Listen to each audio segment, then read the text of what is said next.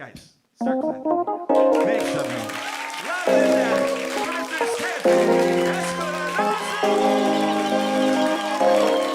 Hey everybody, welcome to What's Going On. Today I have a good guest as always. This podcast just keeps getting better and better, baby. Today here with me in New York City, straight from Astoria, we have Mark Little, everybody. What up, what up? Hard to know that your podcast is peaking with this episode, but here we are. It keeps getting just so smooth. I thank you for coming, by the way. Thank you for coming all the way to Astoria. I love it. I love it here. I told you I love this coffee shop, this bagel shop that also has coffee. Yeah. I would say coffee is not their specialty, but it's not bad. Better than Starbucks. Better than Starbucks and great. I love Astoria. If it was closer to all the comedy shows I do, I would live here. But so, you make it work. Yes. But you know it's funny because in my head I think Brooklyn is far. Like it really, I find that this is fascinating because some comics are like, no, I'm in Brooklyn because it's strategically better for me. Right. I'm like, I don't see that. But you do more shows in Manhattan. Yes. Yeah, and at this point, I don't. I do more shows in Brooklyn, so there it is. We figured it out. We cracked it. Where do you go in Brooklyn? So you've been here for how long now? 3 months. Nice. Yeah, it's not like I have the lay of the land. No, but I was amazed when I learned that you have moved here. I happened to host the Comedy Records Showcase at New York Comedy Club, and you're a name that if you start a comedy in Canada, you know Mark Little. Like, you just know the name. You freaking know the name. And maybe you're confusing that name with the Australian comedian who was on a soap opera for 20 years. But possibly you're thinking of me. Maybe you're thinking of the Irish journalist. Yeah, it's a name where you're like, oh yeah, that's the famous dude. Yeah. What does he do? Show business? Something in show business. I feel like he somehow exists in 2 continents at once. He does a lot of things.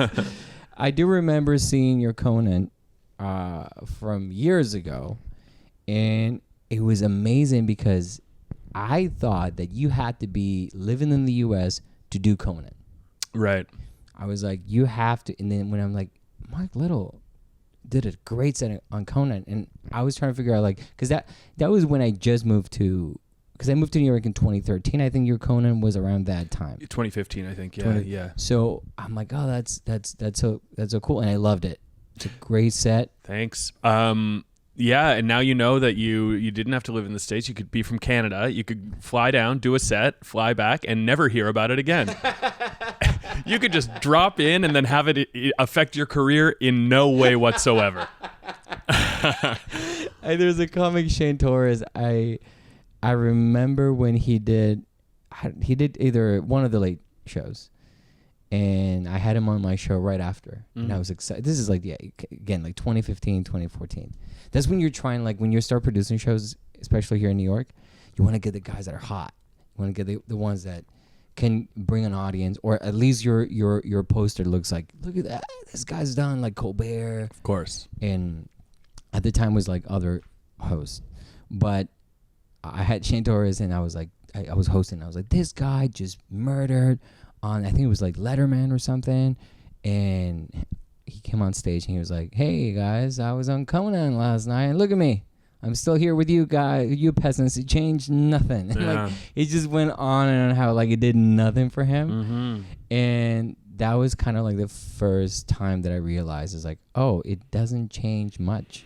No, that's the legend of like in the 80s and early 90s, you would go and do like a set at Just for Laughs, and then like Ray Romano did his set, and producers were there and they were like, that's a sitcom, baby. You have a show. Get down here. That truly does not exist anymore. I did Just for Laughs 6 years in a row. I think I got an agent out of it. That's awesome. Year 3. And then 3 more years where my sets did get worse, so I shouldn't expect anything.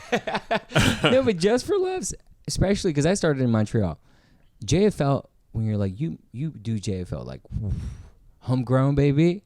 That's the stepping stone to like big things. And then that was at the beginning when I didn't know the industry. Well, I still don't know the industry very well, but when you were way more naive, and like there's this sense of, oh, Just for Laughs will change everything. I don't have to have a day job anymore. Like, I'm just going to start headlining right after I do New Faces. Yeah. And then I started seeing the people doing New Faces, and then years would go by, and nothing would like. Some people did start to do very well, but it wasn't like dramatically like they were like, I'm financially fine. No. Things are just coming my way, no problem. And that's when that anxiety as a human starts to sink in a little bit. When you're like 5 years in, and what happened to me certainly, and you're like, oh, I don't know I have no idea how this is going to work out. Mm-hmm. Yeah. And it's just one of those things in show business that you just have to be there and hope for the best. You just got to keep doing it. Yeah. I got some friends who, for years were just like trying so hard to get on Second City Main Stage in Toronto. And then I knew other people who had done Second City Main Stage, and then, you do it for 2 years and then that's it. You're just out in the world. It doesn't like guarantee you work, and there's no more work in Second City unless you become a teacher or an administrator or something. So I would see these other people working so hard for it. And I wanted to be like, don't put this thing on a pedestal, like if you get this, that'll be cool, but it's 2 years of work and then you're back to where you are right now. So you might as well just, while you're here right now, think about your career more long term. Don't think about this like little carrot as the end goal, because it's really not the end goal. Yeah. And that's best case scenario. You do have fun for 2 years and then you're out in the world. Worst case scenario is you don't even like it. You have a bad time. That's right. I didn't even think of that. Yeah. And you like it can get messy, it gets, it's weird. It pits people against each other. It's not, it's like when people get on SNL and they're like, oh, that wasn't that actually sucked. I've heard so many stories of getting that gig that put in a pedestal that you were dreaming. And then once you're in it, you're like, this is not as much fun as I thought. Yeah. And it's as cliche as you want it to be, but the whole journey is the thing. Having fun, making good friends, just like having a good time while you're doing it. And it only started to hit me fairly recently when I just gave up on expecting things happening. Right, yeah. I just started going like, well, if I get that, great, and if I don't, I still get to do stand-up and stand up in front of people. I think the pandemic changed my perspective. Oh, yeah? Because I don't know how it was, like, not being able to perform made me feel like, oh, that's what I liked. But you were really busy. You were going to a lot of anti-vax rallies. You stormed the Capitol, I think. So you didn't have time to perform. Yeah, I was busy with other stuff, the extracurriculars, like Jan 6th, that was the day. I mean, there was a lot going on in this country, but the fact that I wasn't able to do the fun of it. Yeah, of course. That's when because I genuinely thought that we weren't coming back. Really? You thought that was it? Yeah. Whoa.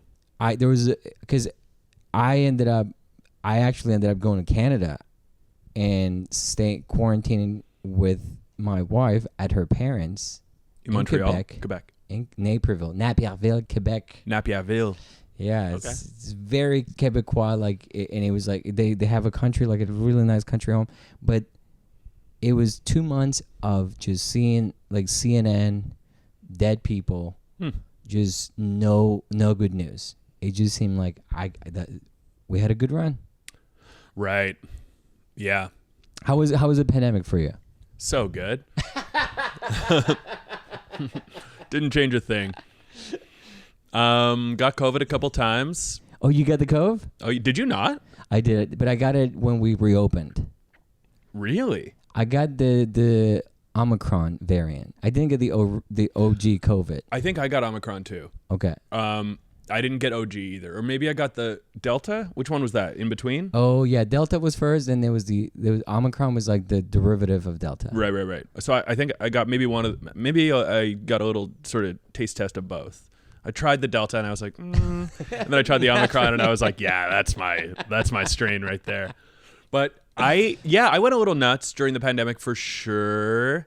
And then I got to a place where I like deleted all my social media, watched movies. And then if I had felt the impulse to post something, because I used to be on Twitter for like 10 years and I got really deep and stupidly into it. Oh, because you were like Twitter, like Oh yeah, I totally understand. Yeah. Yeah, I was just in that world, and nothing new there's nothing new to say about how bad Twitter was. Yeah. It sucked. It was bad for your mental health, everything. I actually thought that was just all social media. No, especially Twitter. Like, Twitter is a different animal. It was a different animal.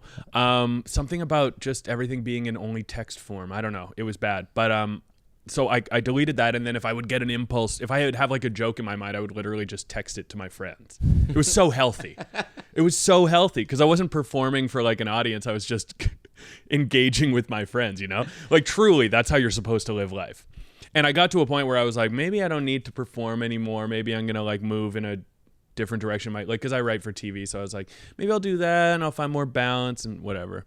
That was where I was at when things started to open up. And then I started doing a couple shows and I was like, holy shit, what the fuck was I talking about?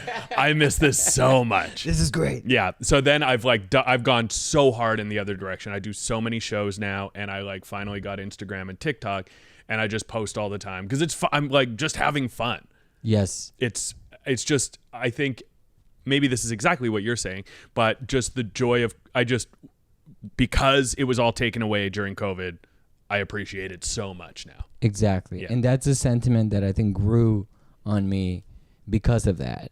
I think that Twitter was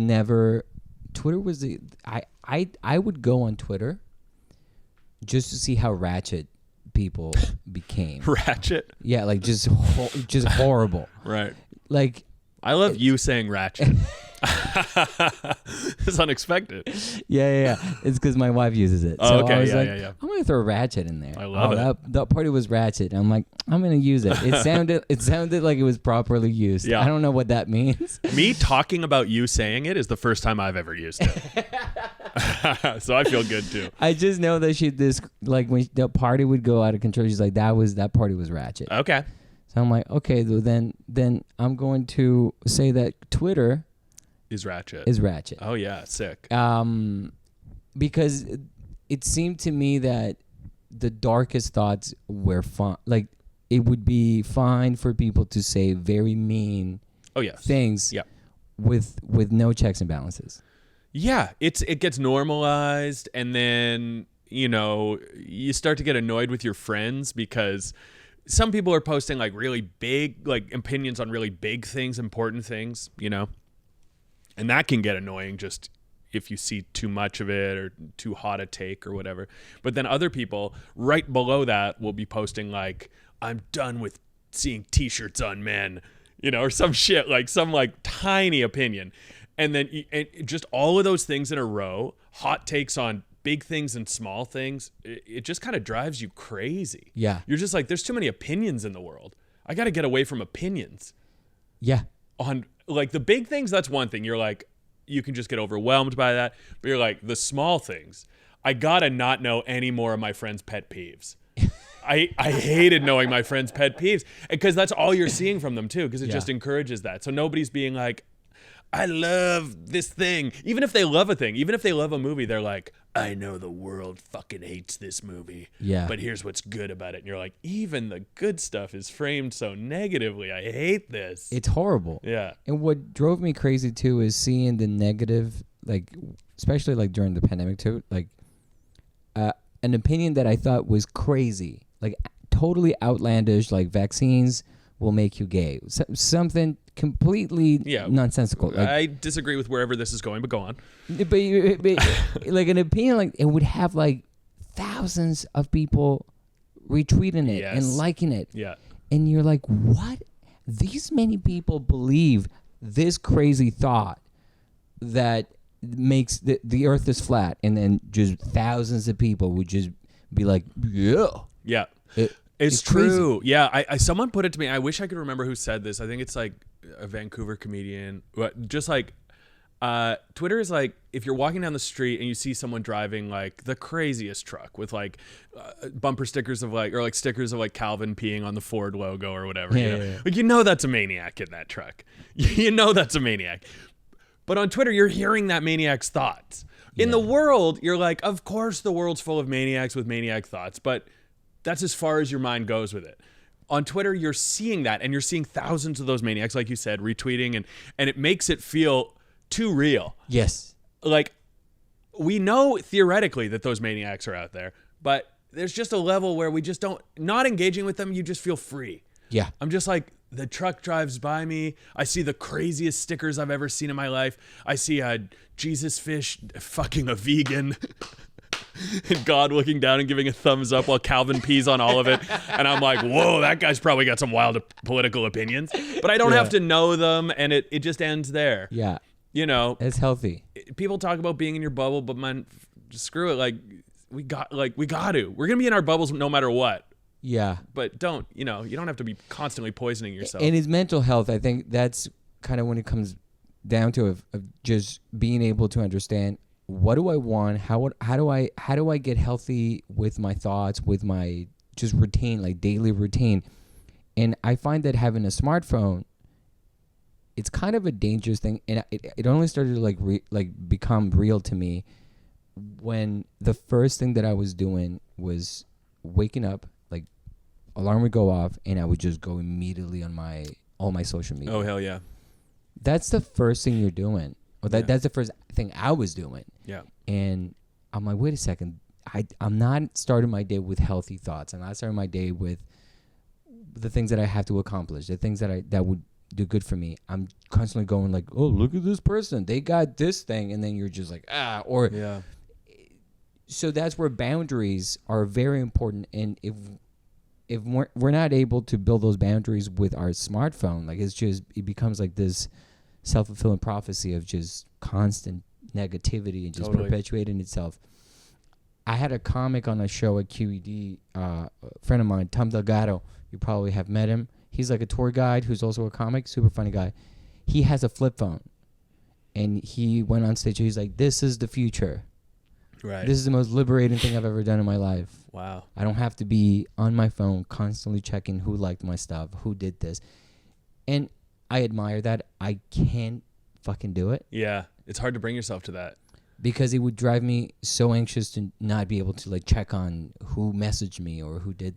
Like it's that. true. That's become the thing. I know. Would you be able to go smartless? If they created a flip phone with a map, I think I could do it.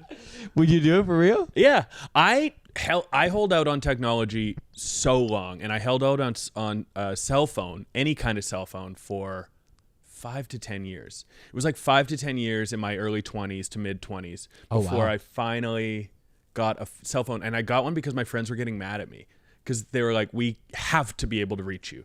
Like we are changing the times of meetings, and you're just unreachable. So I finally got one, and then I was like, whoa. Was it a BlackBerry? This would have been not a BlackBerry and not an iPhone, some third thing. Okay. Was it a flip? No, it wasn't a flip. It wasn't a flip. It was like, it went like that. Oh, cool. Like in a sheath. Yeah. And I had that for a bit, and then I held out on smartphones for like another 5 years before I got one of those, and then that changed my... So every time I finally get one, I'm like, whoa, what was I was missing out. But then, I look back, and I'm like, I was living in beautiful ignorance. So I do think I could go back to that. Yeah, I think I could. Okay, I'm gonna start thinking that hard every day of like, would I be happier if I had a flip phone? And you just kind of validated that thought because there's people feel this way, and I'm not the only one. I used to walk down the street and read books. Now that's its own kind of problem, but I would read on the subway, I would read on the bus, and then I would get so engaged that I would read like all the way home, and like and I would almost get hit by cars. But now it's like that's just of course been replaced with my phone. Yeah, of course. And of course it feels worse. Like, the phone makes you feel like, even when it's like you're reading, I don't know, the phone always makes me feel a little bit hollow. Like porn, almost. Yeah. It's one of those things that you don't want to do, and then you do it, and then you're like, why am I on this thing? Yeah, just so I can come? I'm texting my friends just so I can come? This is just... It's not worth it. It's a brain... I forgot about it. Yeah, it's a little spike of whatever, a drug, and then you're... Yeah. And then you feel like guilty because you didn't... Because it was, I don't know, not an enriching experience. Yeah, and you're very, very articulate with your comedy. I really like the way you you behave on stage. I like your demeanor on stage. Oh, thanks. It's smart. It sounds smart. It is like there's something when you're on stage is like this guy reads books. Like that's kind of his comedy is on a different level of you're making everybody laugh by saying smart shit, which is my favorite category of comic. I want to intimidate the audience. I want them to think about how smart I am and then cower and then laugh out of fear even when they don't understand my big words. Yeah, it's one of my favorite comics. Before I started stand up was Dimitri Martin. Dimitri Martin. Oh yeah, sure. He's the guy that had all those graphs and all those things. And I love that kind of comedy because it was very well thought out. Mm-hmm. Another comic, I don't know if you've met him here in New York, Gary Goldman. I haven't met him, but I've seen his stuff. He's great. He's very, very smart, articulate. And I think I like those comics because I don't see myself as being that kind of comic. I'm more the let's talk about being Colombian forever sort of comic. That's what I've become. That's what I'm trying to be. But they're not letting me. Yeah, because I went from trying to not talk about being Colombian because I had a complex of like, don't let them know you're an immigrant. Mm-hmm. Just blend in, just be white. And now I'm like, I don't want to be white. Yeah, they're losing very badly. So, yeah. So then I started embracing being Colombian, and of course, it doesn't mean that because I'm talking about being Colombian, my comedy is not smart. But I wish sometimes when I see comedies that are like, oh, that premise was fucking great. I mean, I think grass is always greener. I've worked very hard to not try to be like a smarty pants on stage because I think my favorite kind of comedy is like from the gut. I like big idiots. I like I do like good premises, but I don't know. I just like people who are like I love, like Bill Burr's a great example of like, he's obviously brilliant, but he's not up there like being smart at you. He's like got a sharp premise, but he's like describing a really gut sort of feeling about the world. I guess, yeah, you're absolutely right. I don't mean smart, and this is, I probably didn't say it right. It's because I'm not smart. It doesn't have to be big words and like incredibly intellectual concepts. Just the premise alone. Oh, I see what you're saying. Yeah, is so simple that you know that this person wasn't just talking about men and women are different. Totally. Yeah. They have a take on that so differently. Yeah. Like for instance, the joke you did on last Friday or the Friday before that, when you play the cello, like you have your phone and then you start reading punchlines to this music in the background. Mm-hmm. That's amazing. Oh, thanks. Because it could be, if you don't do it right, it's bad. But you do it so right that it's amazing. Right. It's a big risk. Just to explain the premise in case anyone's like, what the fuck are you talking about? Yeah, I talk about like guitar comedians bringing their guitar up. Dimitri Martin used to do this. Yeah. Or like piano comedians and accompanying themselves and then doing jokes over top of that. And then I talk about how I used to play the cello. The cello isn't very useful for that, but then I play a cello. I do it anyway. I play a cello track, which is very somber, and then tell one-liners over it. Literally, I was just searching for like a year for a way to do, because I'm sure you felt this, like where you're like, oh, I'm this type of comedian. How do I do this other type of jokes? Because sometimes you don't want to limit yourself. Like if you're a storytelling comedian, how do you fit one-liners into your set? Yeah. That's kind of where I was at. I had these one-liners, but it would always feel so jarring to the audience. Like, why is he doing these now? And for a while, I was just like kind of pulling out a notebook and being like, time for some one-liners. And that was fine. But this just felt like a more elegant way to sort of just get my one-liners out there. Absolutely. But I feel like that's the constant struggle, is like, I don't want to be like one type of, I don't want to be like a storyteller or, anecdote or whatever. Yeah. It's pegging yourself to a type of comedy. And it seems boring. It's boring and is limiting for what you can do. Yeah. Mike Birbiglia was the person that changed that in my head, just because he took a chance of everyone was like, this guy's such a great comic, but now he's become like this storyteller that is not really doing stand-up anymore. Right. And I enjoy his things more now than I did. Oh, his stories are so good. Because he's become this magician telling stories. Yeah. And I think that we are on this never-ending discovery path as comics where, yeah, you might be very good at whatever, crowd work or dirty jokes or shit, but then you never know what's going to be the next stage or the next level for your stand-up. Right. And I think it's something like you brought up Bill Burr. He's the perfect example. He's always been angry, but his comedy has transcended to, like, he's the only comic that I could tell you that woke people would laugh at him. Yep. People that are racist laugh at him. Yeah. Or with him. Yeah. You know what I mean? Like, his jokes are so universal. Yeah. I showed him one time, like 10 plus years ago, or around 10 years ago, I was like obsessed with him, obviously, like everyone. And but I had a girl, my girlfriend at the time, she's woke to the same extent that I am, she's progressive. And I was worried because I was like, maybe I have, like, as a comic, I think I have more leeway in my heart for, like, kind of like dark, edgy stuff, whatever. So I was kind of nervous about showing her Bill Burr, like, being like, I hope she doesn't judge me. Yeah. Because I was like, it's pretty hardcore stuff. I don't know. But to me, I'm always like, Bill Burr's clearly not a racist. He's clearly not a homophobe. It's just like, but he does tell jokes that, people could take that way. Maybe some people, you could absolutely see them. So I showed it to her, and she loved it. And she said, there's especially like one joke that he had about, buying, like, I can't remember what he was buying, like a pumpkin at a grocery store for Halloween or something, and just hearing these voices of, like, his family and his childhood friends being like, what are you, gay? Something like that.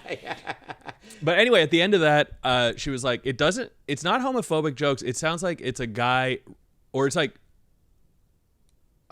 it might have been misogyny, but she's like, it's not misogynistic, it's not homophobic jokes. It sounds like a guy reporting from the front lines of misogyny. Reporting from the front lines of homophobia. Yeah, she was like, that's the community he's came up in. That was his life as he was raised. And he's telling us about it, and he's not hiding it.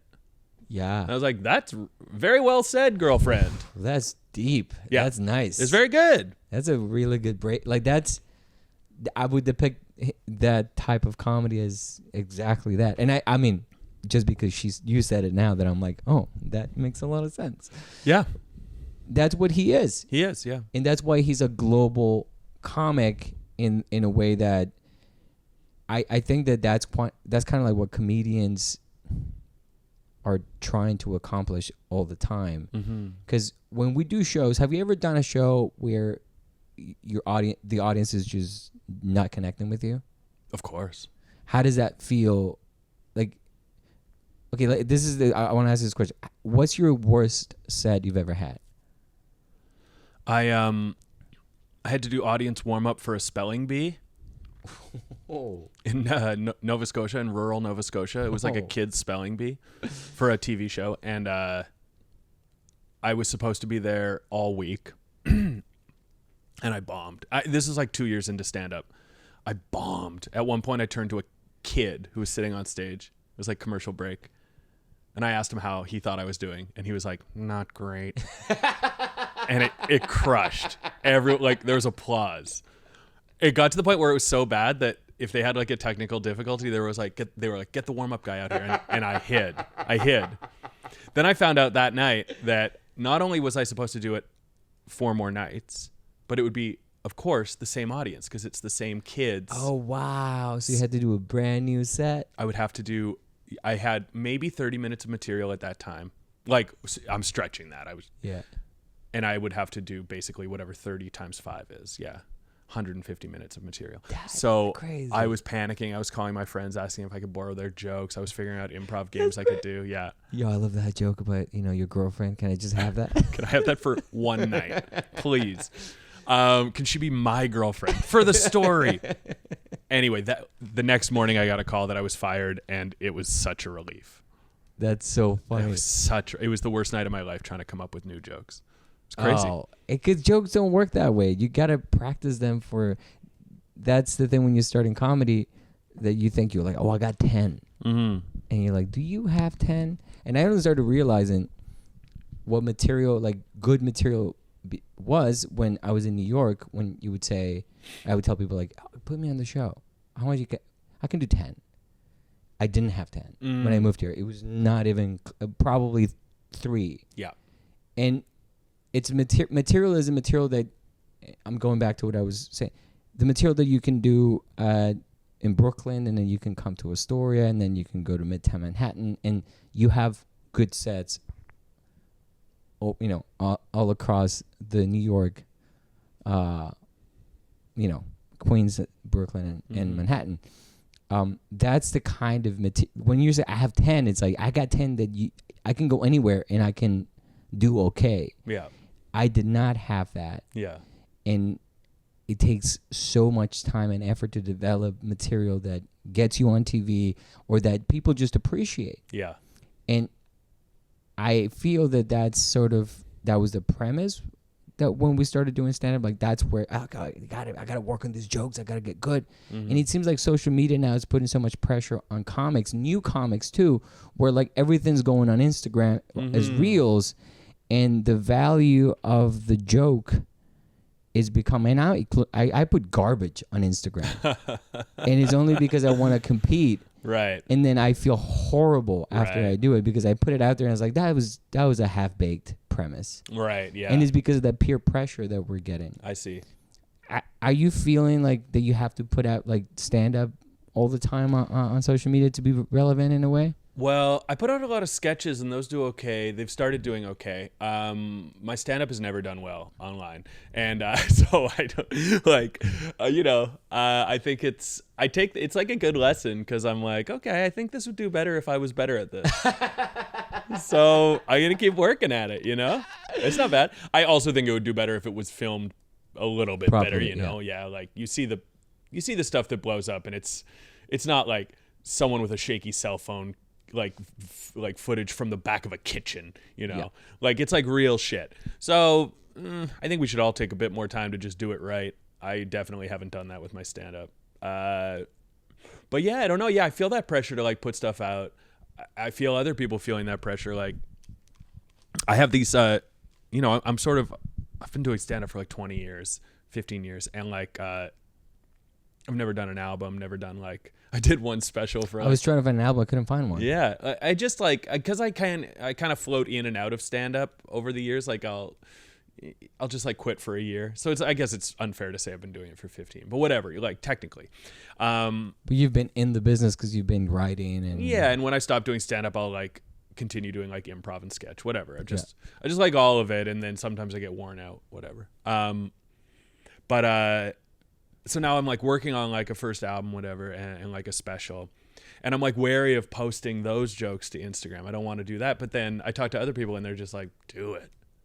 Do it. Who cares? And it's true. Like I saw Rachel Feinstein posted like an amazing bit. Do you know her bit about her husband calling her big guy? Yeah. I fucking love that bit so much. So she just posted that. That's where I saw it. And then I saw her doing a warm-up set for her special that she's about to tape. And that's like obviously a key part of the special. And I was like, oh yeah, I don't care as an audience member that I've seen that bit before. It's so good that you want to see it twice. That's right. So anyway, I think I was overthinking that a bit. But anyway, in terms of like pressure of younger people feeling whatever towards like posting stuff online, this is my favorite type of new comic. And I've got a friend who did this in Toronto. He did his first ever set, taped it. 7 minutes, 5 minutes. He was like, it went great. Can I send this to you for notes? And I was like, your first set? Wow. No. The confidence. Are you the confidence. The gall. I was like, are you fucking kidding me? These kids, man. There's nothing I can tell you that would be worthwhile right now. Here's my note.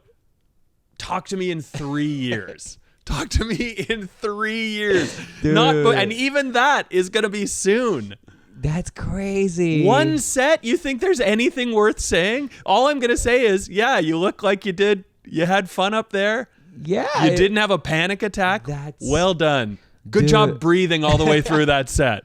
That's what I'm saying, is that distorted perception of success like I welcome the social media outlet for comics because it empowers us to reach an audience without having to deal with the middleman, the gatekeepers. I like that. Yeah. That's actually refreshing because sometimes we get really like in our heads of like, that's fine. Yeah. But it's a two-edged sword because then you get people that have no business, or I mean, do whatever the hell you want to do, but people that are like, I just did my first set and I murdered at Absolute Comedy Ottawa. This is so great, because I've seen so many of those clips where like it's just not, because the best audiences happen to be in Ottawa for some reason or somewhere. I've heard that. Yeah, I mean, and I was that comic when I first started. I went to Ottawa for the first time. Yeah. I had a great set. Yeah. On BS material, horrible shit.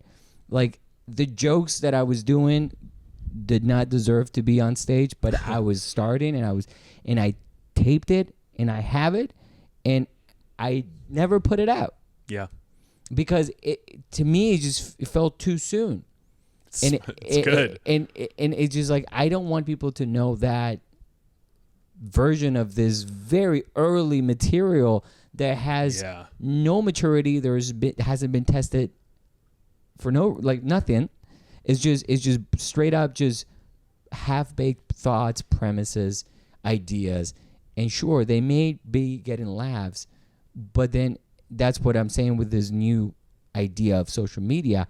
You want to get famous. Yeah. You want to be seen. So if I have a viral reel, even if I started comedy yesterday, guess what? We're peers, baby. Yeah. We're on the same page. And so that's where, like, where do you, as a comedian that's been doing it you've been doing it for 20 years, I've been doing it for 11 years. How do I feel about that? I mean, I'm not the kind of comic that would hate on new comics because I was that young guy, and I remember veterans being shitty to me, so I don't want to be that guy.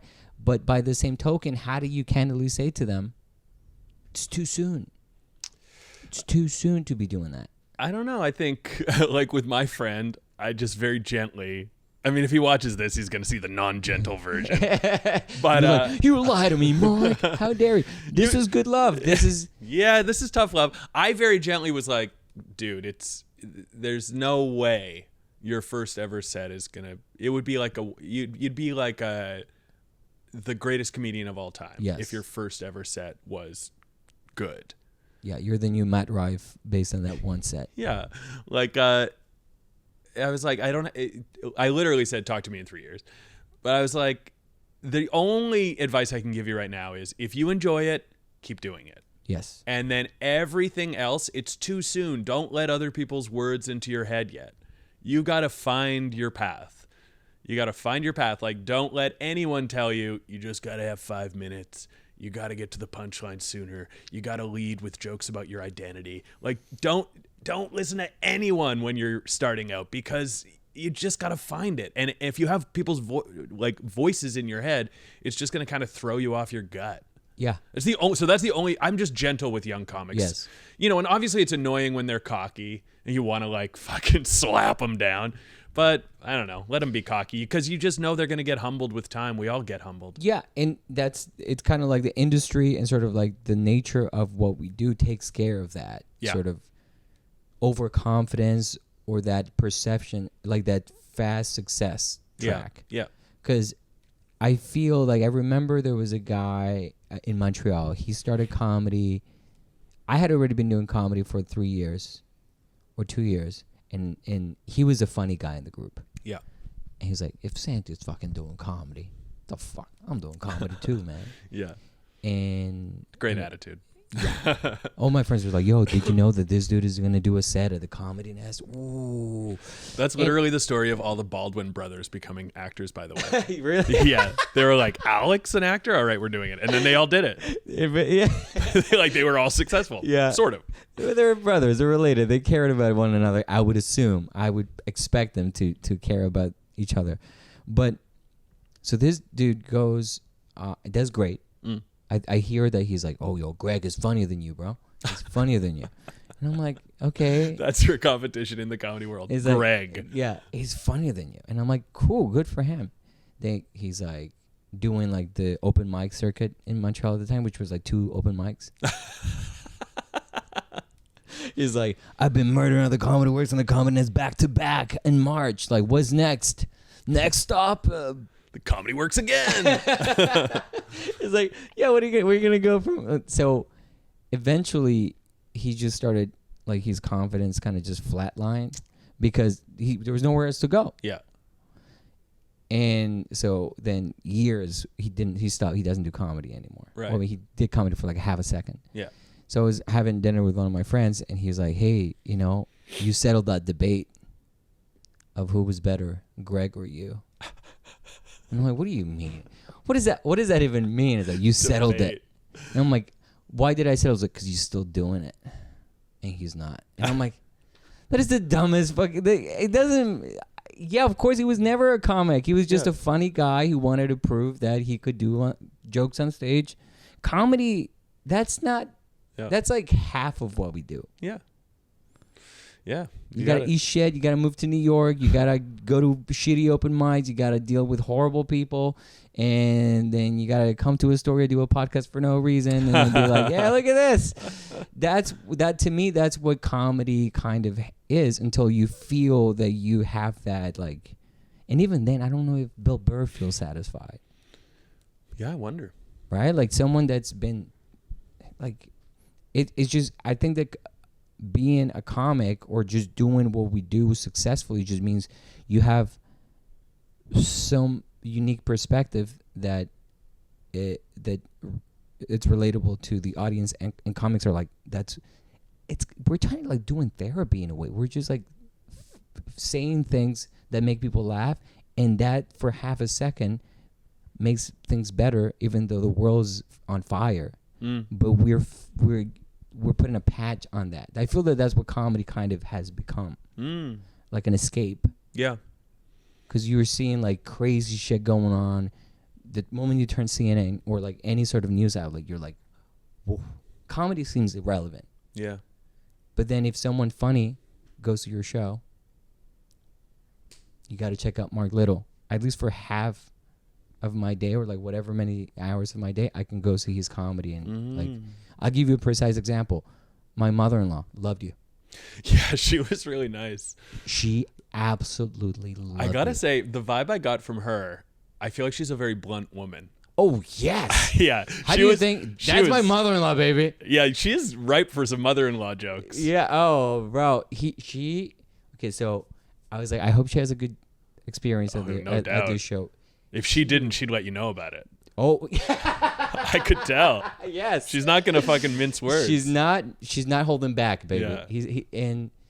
And she was she was laughing out loud. Fuck yes. In a crazy to the point. This is my hit, man. Yeah. I'm so big on mother-in-law fucking TikTok. I'm big on mother-in-law TikTok. I mean, that's a big market, baby. That's half a TikTok. It's me and QAnon. You got that. You're fighting each other for who's gonna get the mother-in-law, man. That's right.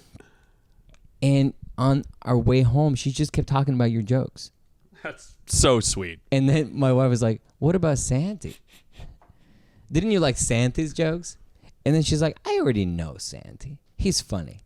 But that Mark Little was his handle." And I'm like, What's his handle? So she follows you on Instagram now. You got a big fan. Now she's seeing my weirdo sketches. I hope she's not hating them. She was laughing harder when she got home. Oh, good.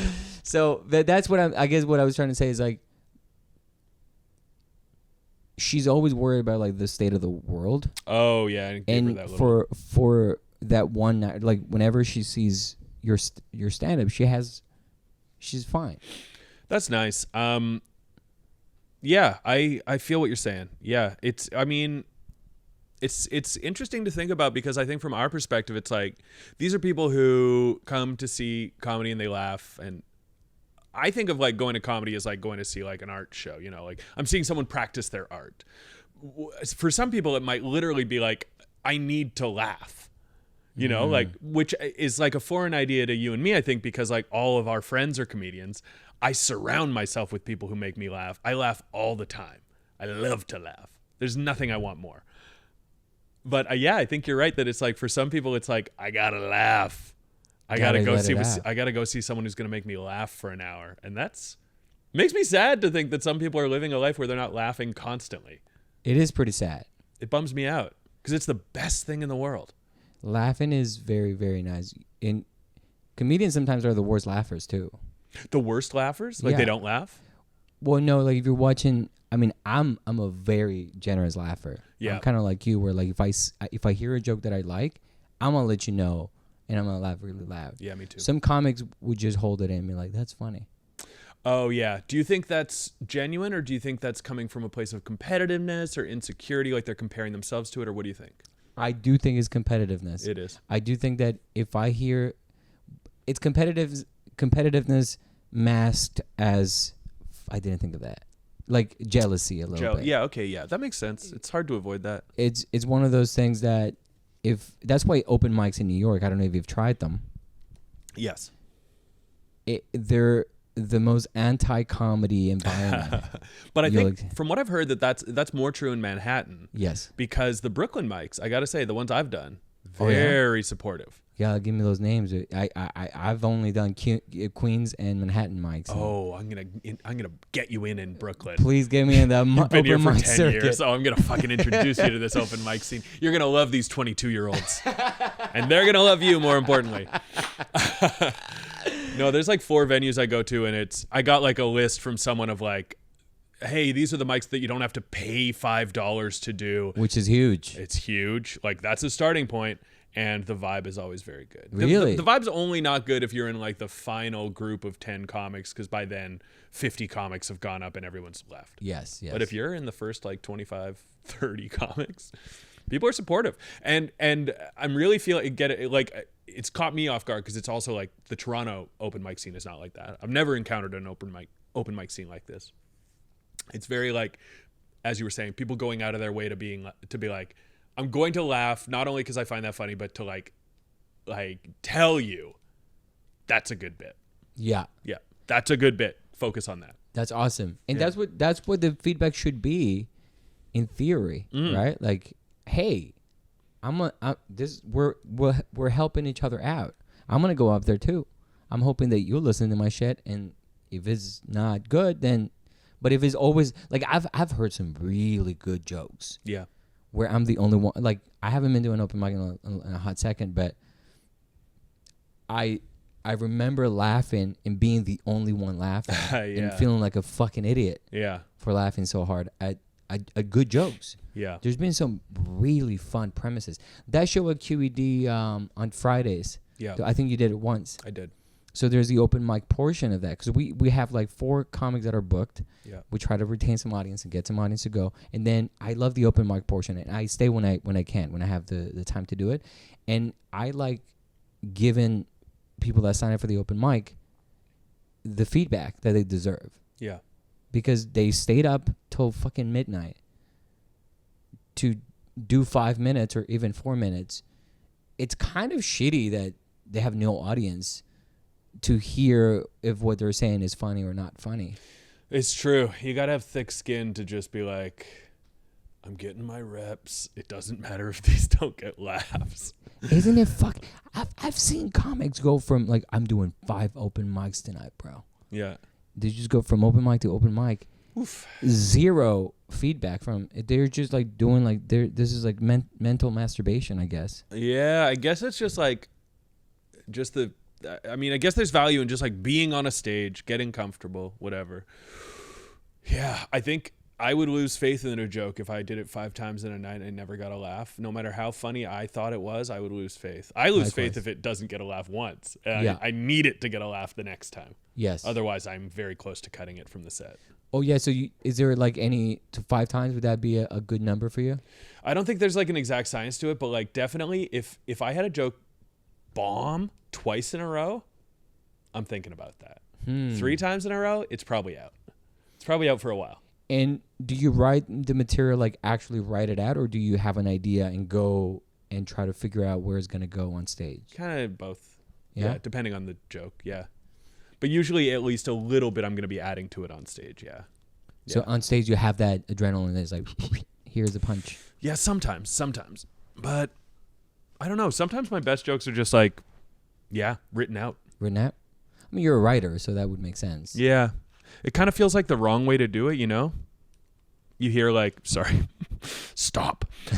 You hear comics who talk about like writing on stage and how it's more natural for your voice, and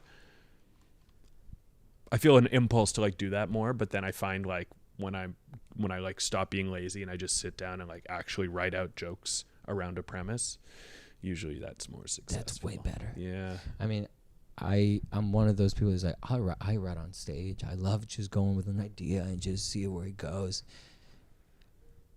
I like to believe that that's how it makes sense, but I don't do it that way.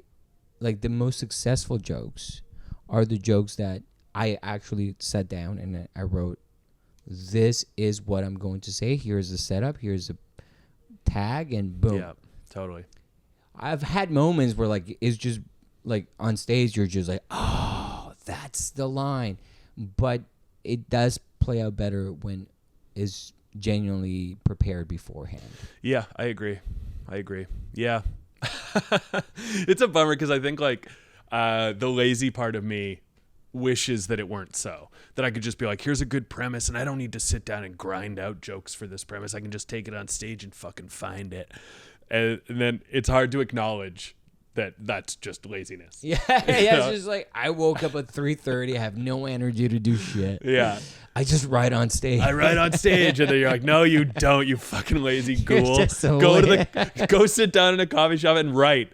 Spend 2 hours writing. You'll thank yourself later. Yeah, 1,000%.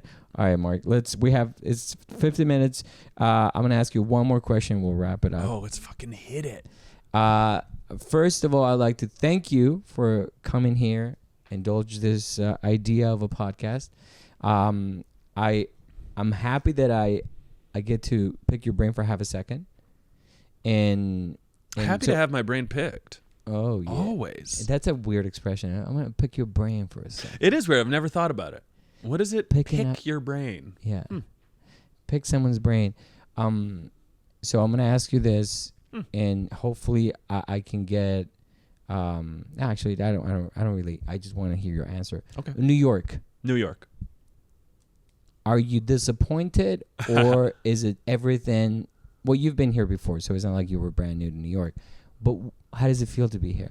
You know, people call it the city that sleeps all the time, but I have found that it actually, it's actually shattered that expectation. And I find it sleeps actually quite seldom. And, you know, people call it the sort of concrete jungle. Anyway, stop. Where can we go? No, listen, I will say this. I used to come to New York all the time and stay for like 2 weeks a month. And I never had a bad day in New York back then. I would have like perfect experiences every time. So that's what I was expecting coming down here to move. And it was so different. I think because I moved. And right away, I was just like, I felt disoriented, lonely. I missed home so bad. I hated that I didn't know anyone. I hated that I was being treated like I'd never done comedy before at every show I went to, and like signing up for these open mics and getting on after 50 people is an adjustment, only getting 3 minutes of stage time, which now I love that you're forced to do it that tight. But you know, in Toronto or anywhere else in Canada, it's 5 to 7 minutes. Yeah. So just like all the little adjustments just compounded this feeling of like, you know, feeling like an outsider. So that was really tough. That was like a month and a half, 2 months of fucking loneliness. Yeah. And like knowing theoretically, like this is where I want to be. I like the reason I wanted to come down here is because I love it. And because the American entertainment system is so much better than the Canadian one. And because every comic I know from Toronto who has moved to New York, you see them, the next time you see them do comedy, you're like, you're better. You're like way better. It's true. So I knew all those reasons, but I couldn't.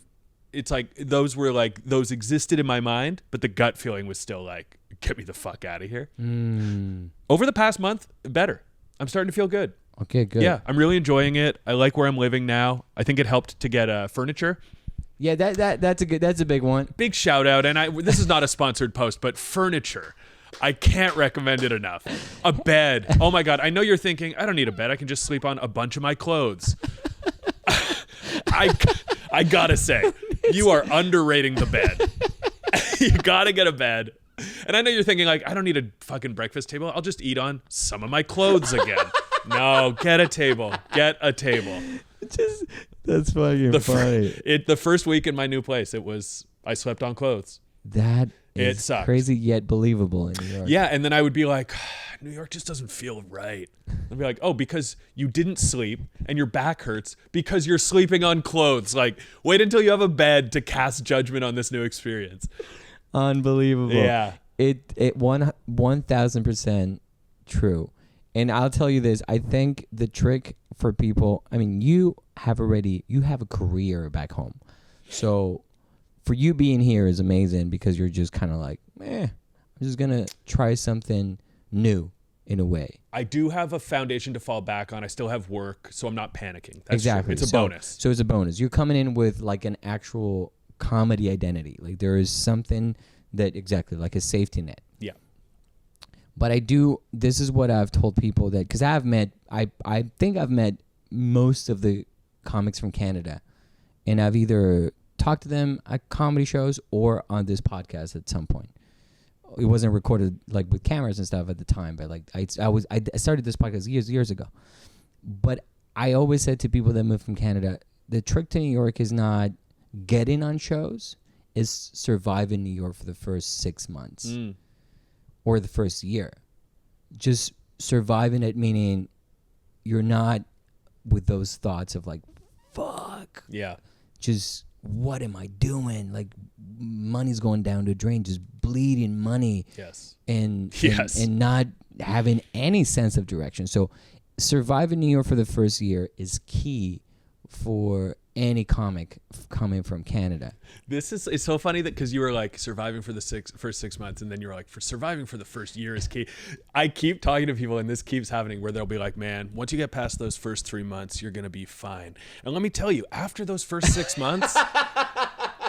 But no. And then, like, honestly, after the first 2 years, you're going to feel it. I'm like, the number keeps going up. It keeps going up. Year 3 is when things start to really click, but I'm my telling God. you, year 4, oh, baby. Oh, wow. And if you like year 4, you're going to love year 15. Year 15, you won't even remember what year 1 felt like.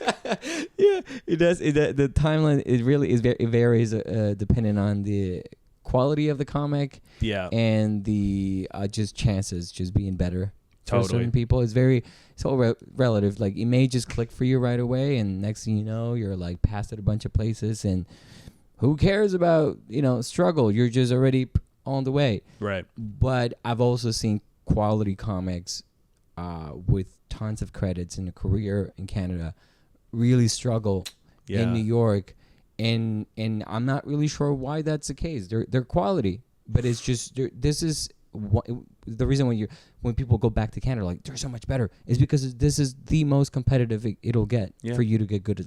To be on a show in New York City on the weekend, you got to be funny. Yeah. There's obviously exceptions in certain things, but there's got to be passed out of place to get a pay from anyone on the weekend in New York means that you're doing something right. Right. Yeah. That was kind of my dream of like, I just want to be passed at a couple clubs. Yeah. And just make make money on the weekend. Beautiful. Then work a material so that you can go on the road and you can do things. And that was the idea. I was not expecting it to take 10, 11 years. Yeah.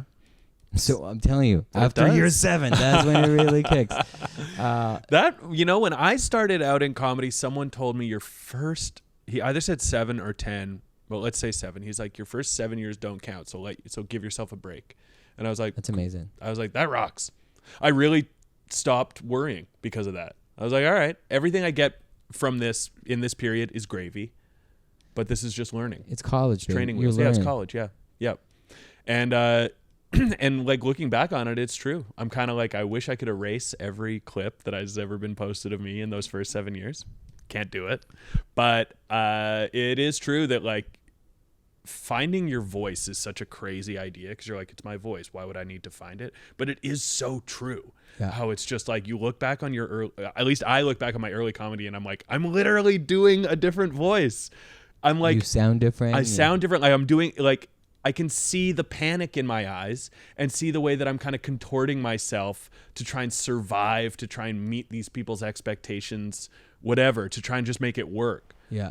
It just takes a long time to like truly be comfortable being yourself. Yes. I agree 1,000%. I only started being me Probably the year before the pandemic, 2019, and I Right. started in 2011. Yeah. It took many, many years of trying to figure out what I wanted to say. Yeah. And it just still doesn't mean anything because I'm still trying to figure out what I'm doing. But it does feel like, even though I know I put a lot of content out there, and I'm like the hardest judge. Like I'm immediately after I post it, I was like, that's such a piece of shit. But at least when I'm editing, when I'm doing it, I'm like, I'm a little proud of it in a way. It's great. It's could be better, but I'm like, I'm still like, I'm at that stage where it's like, hey, you know what? If anyone sees that clip, it is what it is. Yeah. So that confidence kind of like New York gives you that, and it's really good. Great. Anyways, Mark, thank you for being here. Thank you for taking the time, man. Thank you, Xavier. And we'll hang out more. Obviously, you're now here, and I think you're doing QED on December. Did I give you that date so You that we did, can promote it? Yeah, you gave me 2 dates, I think. All right, let's promote these dates. Fucking love If you 'em. want to see Mark Little Yes. perform at QED on December 14th. 14th at 7:30. 7:30. That's Santi Presents at QED. Mark Little will be there. Hell yeah. And what was the other date? Oh. I was close. Oh, actually, no, When I I got stopped you, looking. because I did write them down here. And I got you. This is the show that I was talking about. December 8th, Friday, same QED. That's 11 p.m. It's 11 p.m. Mark Little. And he'll probably, if you're down to do my show at New York Comedy Club in January, Always. I'll let you know. It's probably going to be on January, let's see, January 5th. And that is the unofficial mother-in-law's day, so get your mother-in-law out to that show. She's guaranteed to have a real good time. Hey, if you're a mother-in-law, I'm telling you this, whatever Mark does on stage, this is going to sound so over the top, and I mean it with I think she had an orgasm. Oh my God, that's too much. That's too much. It was so good. All right. And then, yeah, so that's January 5th. And then January 6th, you can see Santi at the foot of the Capitol celebrating the anniversary of the insurrection. For all my people in the United States that want to celebrate what happened January 6th, 4 years ago, you'll see me at New York Comedy Club. Mark, where can people find you, actually? Yeah, that's a good one, too. You can find me on Instagram at @MarkLittle_good, or just type in Mark Little. I got a green face on my photo. And then I'm on TikTok, and I think my handle is sick Mark Little. Oh, I love it. All right. Should be the same handle, but I'm fucking around. Yeah, you know what? You changed things. And was it taken? Was it because it was taken? No, I don't think I look. All right, everybody. Make sure you follow Mark on social media. Thank you for listening to the podcast, and I'll see you next time. Bye. Okay, guys, start clapping. Make some noise. Loud and